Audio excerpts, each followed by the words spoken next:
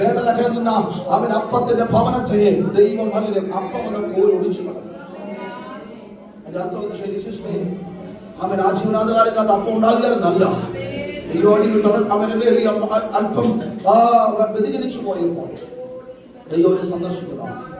ആമേൻ. അപ്പോഴാണ് ബേഥലഹേമിൽ നിന്നും മോവാബി പട്ടണത്തിലേക്ക്, മോവാബി ദേശത്തേക്ക് ഒരു കുടുംബത്തിന്റെ യാത്ര. ഒരു സഹോദരൻ പറഞ്ഞേ, ദൈവ സാന്നിധ്യത്തിന്റെ അകത്ത് നിന്നും അവനല്ലേ കൈപ്പിന്റെ മുളച്ചതക്കകത്തേക്ക് ചുവടുകൾ വെച്ചപ്പെട്ടു. അവൻ വെച്ചുകൊണ്ടിരിക്കുമ്പോൾ സ്തോത്രം, ആദ്യമൊന്നും വലിയ പ്രശ്നമില്ലായിരുന്നു.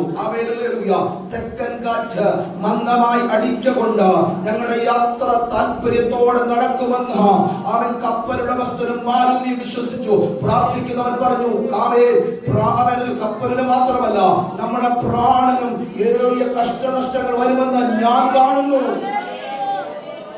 എനിക്കറിയില്ല ആരോടുള്ളതാണെന്നുള്ളത്. ഒരുപക്ഷെ എന്നോടായിരിക്കാം, നിങ്ങളോടായിരിക്കാം. ആത്മാവ് സ്തോത്രം പറ.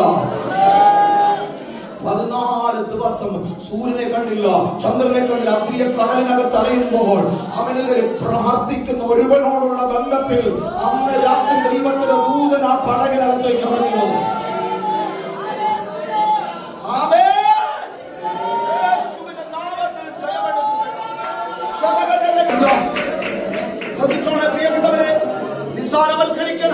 ഒരു യാത്രയ്ക്കുള്ള തുടക്കത്തിലെ ദൈവാത്മാവ് പറഞ്ഞു, അപകടമാണ്, അപകടമാണ്.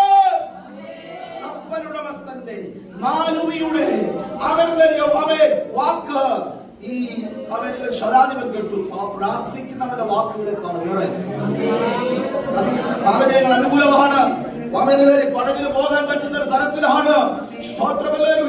പക്ഷെ യാത്ര മുൻപോട്ട് കുതിച്ചപ്പോൾ പ്രതീക്ഷിക്കാത്ത കൊടുങ്കാറ്റ്, പെരുങ്കാറ്റ്, വല്ലാത്ത കാറ്റ് പടകിന് നേരെ ആഞ്ഞടിച്ചു.